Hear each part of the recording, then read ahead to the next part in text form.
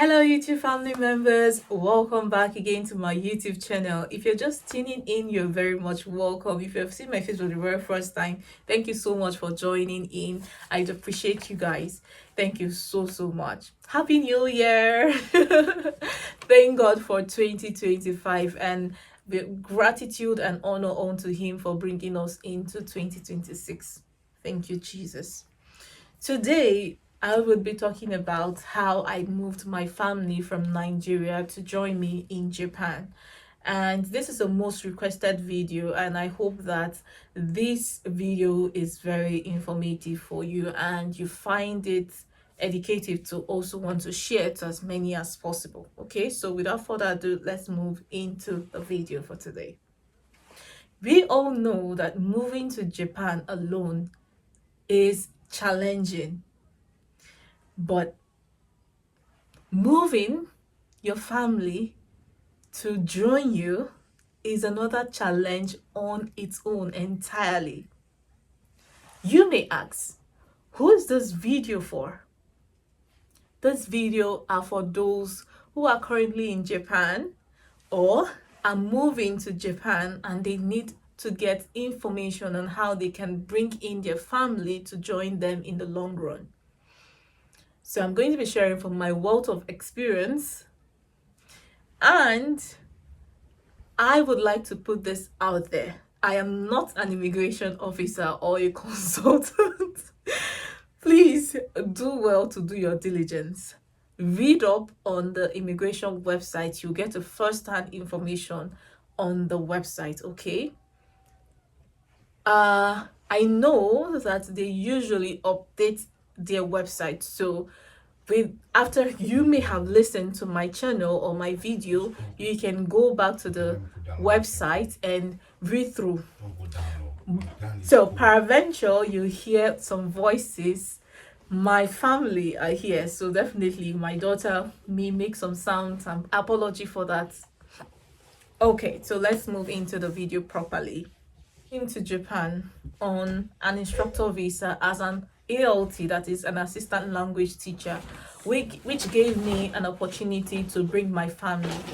One thing you must know is that you cannot bring your family from wherever you are immediately when you're coming to the country. You would have to be here first before you can then apply for your family to join you, which is very daunting and a little stressful because you will have to do that all by yourself. Thanks to the immigration website and also thanks to the immigration office, because I think they are quite very helpful, even though you have to get to speak a little of their language. Some of them do have English support, so that will be of help in maybe wherever locality, prefecture you find yourself, okay? Ways are you able to bring your family? So my family came under the dependent visa, which they call family stay. And what is a dependent visa? A dependent visa allows a certain family member of a foreign resident to live in Japan with them. So me bringing my family, me as a foreigner living in Japan, I'm able to now bring my family to join me under the dependent visa. Who are allowed to be under this dependent visa? That those who are allowed or eligible are your spouse and your children.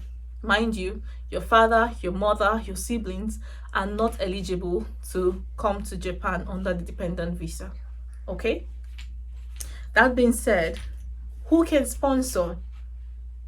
You as the resident living in Japan would be the sponsor.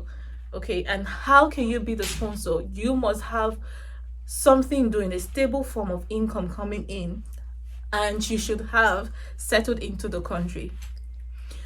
What are the process involved? You would have to apply for a document called the COE. And what COE, you may ask? COE means certificate of eligibility. What are the documents required to apply for this certificate of eligibility, which we call the COE? Remember, when you are moving to Japan as the main applicant, it's usually issued by your employer. But this time around, you applying for your dependents You are their sponsor, okay? And so you are going to apply for that certificate of eligibility from the immigration. And these are the documents that are required from you to apply for them on their behalf here in Japan. Number one, you'll need your residence card as the main applicant.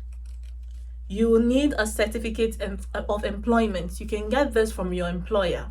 You can just email them and let them know that you need a certificate of employment to use to apply for your family to join you. Okay. Thirdly, you need a proof of income. I used a proof of income. I used my passbook. That's what's this called?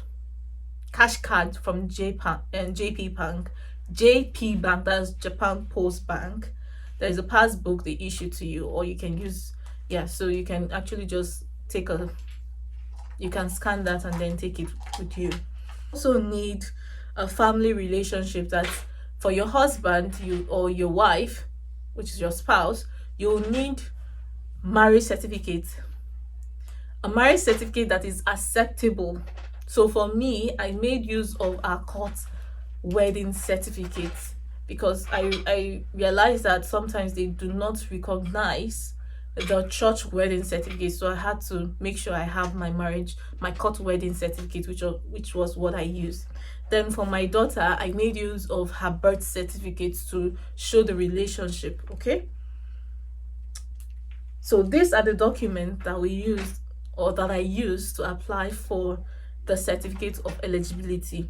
Then there is a document, aside from those documents I've mentioned, from the websites that you can download and fill out. Or you can go to the immigration on the day you are going to submit those documents. At the counter, you can get it there and fill it out there, and then you submit with the rest of the documents I have mentioned here. Make sure that you take everything that they have included from on the website. Make sure you go through it and then you take everything with you. So need an envelope, an enclosed envelope, of which they are going to use to send your COE to you. So how long did it take me after I have arrived for me to apply for my family to join me? So I arrived in Japan in April, and I started gathering the documents. So make sure you start gathering the documents on time. And then by July 1st, I went to the immigration office and I submitted the documents, the application. And during the application, there was a document I had included. I can't remember now, but they returned it back to me because the immigration officer would have to check to make sure that the documents of which they require of you are complete. And then you get to wait, and when they are done with your residence card, they'll issue it back to you. So that was the process. Now, after submission, you have nothing to do. You would have to wait. But peradventure, you change your address. Maybe you moved out from your place where you were living, to another location entirely.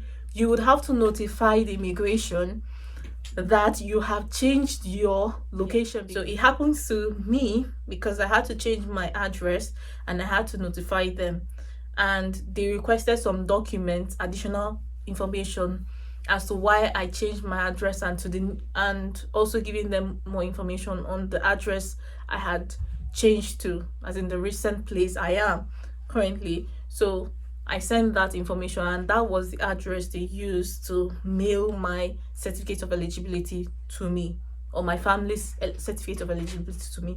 Okay.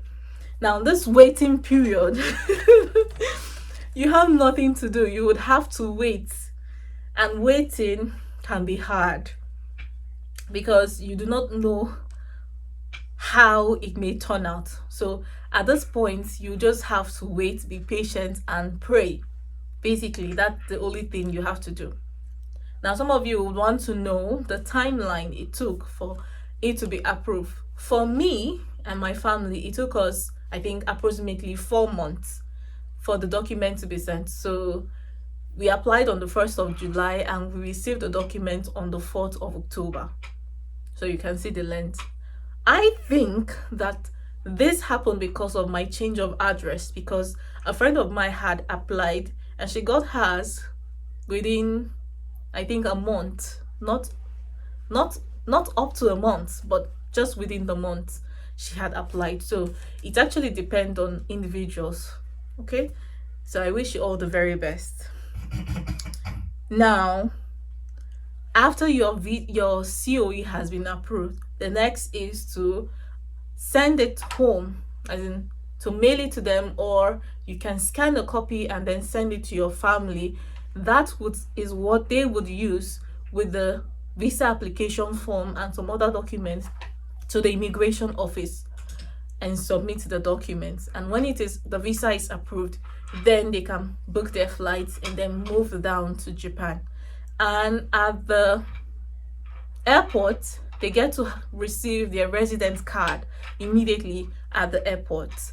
And when they arrive at your place, at your address, at your home, the city hall of which you're located, you would have to go there with your family and get their resident card registered, their address and everything, their national pension. A lot of paperwork has to be done for them to be fully recognized as a resident in Japan.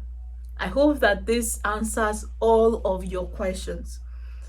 I think someone had asked me, does your family or your husband or your spouse, is he or she able to work? Yes, they are able to work in Japan, but for a limited amount of time, usually 28 hours per week, unless if they get to have like a full sponsorship job, full-time job, and so they would have to like change their visa, okay, from the dependent visa to the regular visa.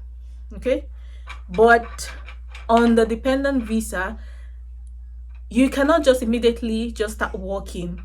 You would have to still apply for a permit to be granted to you to be able to work for 28 hours. If you want more information about all of this or anything that you're not clear about, please let me know in the comment section, and I'll try my best to make sure I answer the question. And so before I end this video, I'd like to share a little bit of advice. Number one, make sure that you have a stable income. And number two, prepare your document early. It's very important, because you may forget one document and that will leave you going back and coming back again. You would not want to go through that stress of taking permission from your place of work and all of those things. Number three, be patient. I know it's hard waiting, but you can do it. Do not be afraid. From the beginning, like, how am I going to go to the immigration? How am I going to speak to them? There are so many questions, but just take it a step at a time. And by the grace of God, you got it. You've got it. It's doable. I did it. You can do it. Okay? I'll see you in my next video. Do not forget to subscribe, to like, to share, and do all the good stuff. Let's get to 1,000 subscribers or even more this year. And also monetization. Yay! All right, thank you so much for all of the love. I'll see you in my next video. Bye. Mwah.